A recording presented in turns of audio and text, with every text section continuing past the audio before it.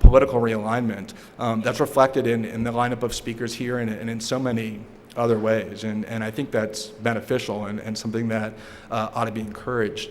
And any assessment of the 2008 election and what can be done about civil liberties, I think has to be analyzed within that context. Beyond what I think is that political realignment, I think there's an equally important, perhaps even more important, and very dramatic shift in the political landscape with regard to civil liberties issues and constitutional questions, whereby viewpoints that not all that long ago were considered to be quite fringe and discredited, and not even within the realm of debate, are now extremely mainstream and accepted by our political elite. And conversely, positions that were once so mainstream that they were hardly subject to debate are now considered fringe and radical and almost inherently discredited. And I think there's few things that reflect that shift, that dramatic shift in the political landscape more vividly than the debate that has been taking place over the last couple of years with regard to the government's ability to eavesdrop on American citizens without warrants and whether we ought to amend or expand or do away with the FISA court. If you look at the current debate over government eavesdropping on Americans, there's basically two positions that you're allowed to articulate within the political mainstream. You're allowed to say that you think that FISA is an excellent and almost perfect framework for regulating government eavesdropping, that it keeps us safe and it protects our civil liberties and we shouldn't change it. And you're allowed to say that. If you say that, it probably means that you're a far left, someone on the far left, or what Joe Klein of Time magazine called a civil liberties extremist. But you're allowed to at least make that argument. Or you're allowed to make the argument that FISA is a horrific restriction on government power. It prevents the government from doing all of the necessary eavesdropping that it needs to do in order to keep us safe. And that option is basically the prevailing orthodoxy in our political class. Most political pundits who are on television and who write in major media outlets believe that to the extent that they think about that issue at all. That's what they think. Certainly the leaders of both political parties in Washington, by and large, subscribe to that viewpoint. And yet, if you look at the debate that took place prior to the enactment of FISA and the creation of the FISA court in 1977 and 1978, it's actually quite extraordinary what you find, because the FISA court itself is a remarkable tribunal for American political culture, and the debate that took place recognized that back then, 30 years ago. I mean, if you look at what the FISA court is, it is, and was considered at the time to be, remarkable. Not remarkable because it was so restrictive of government power, but remarkable because it was so permissive of government power, and it was such an infringement on civil liberties in the way in which it was constituted. I mean, for one thing, the FISA court is a completely secret court. You know, in general, in our judicial system, we don't have secret courts. I mean, you can go and sit in on any judicial proceeding you want, watch a criminal trial, watch people suing each other, go and watch appellate arguments. We have an open court system. Decisions by judicial tribunals are, with rare exception, made a part of the public record. Anybody can see them. The FISA court is the exact opposite. It's completely closed off to the public. No member of the media has ever been able or permitted to attend. And not just the proceedings themselves are secret, but so too are the decisions that the court issues. So if the court makes a factual decision about whether someone should be eavesdropped on, if the government makes arguments about why you should be eavesdropped on or why you should be considered suspicious as an enemy of the state or as an agent of a foreign government or in cahoots with a terrorist organization, those things stay secret, as do the decisions of the court itself, which are presumptively classified, not even accessible by members of Congress, by the media, by United States citizens. So we have a court that's issuing rulings, factual rulings, legal decisions, and all of that is presumptively and permanently secret, which is an extraordinary development in how our government functions, to have essentially a star chamber that operates in secret.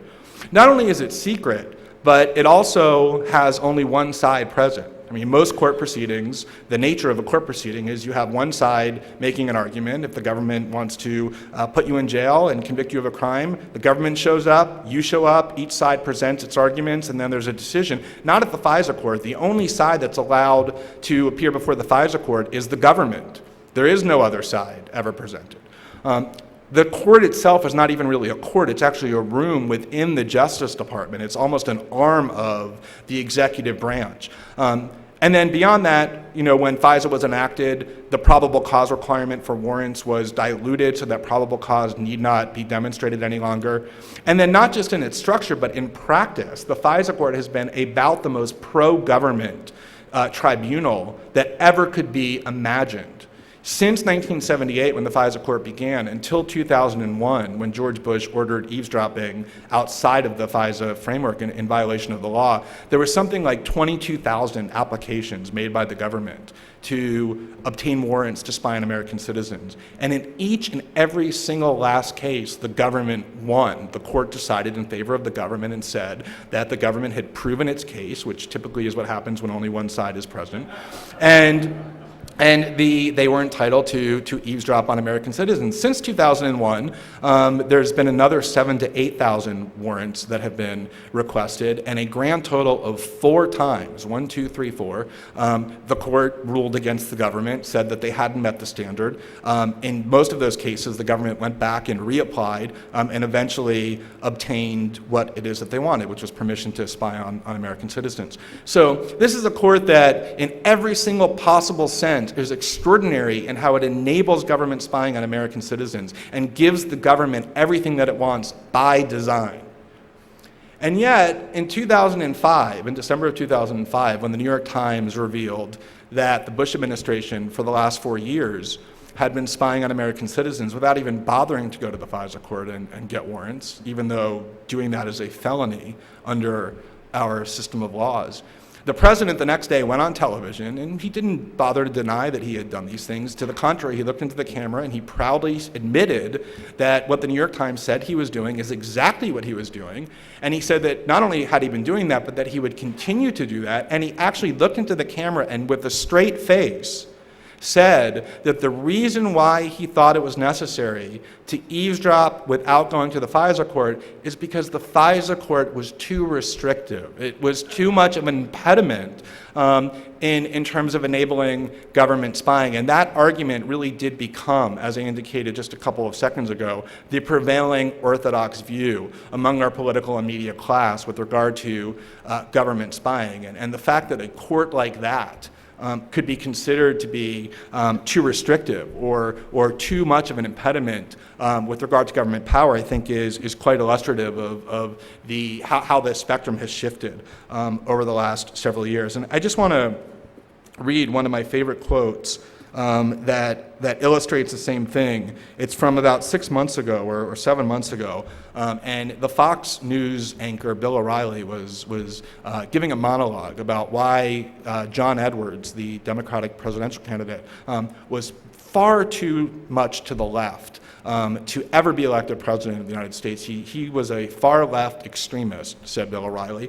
And the reasons that he gave to prove this to be the case were this, and I'm quoting him exactly, and in arguing why John Edwards is way too far to the left, he said, "Remember what a Edwards presidency would bring.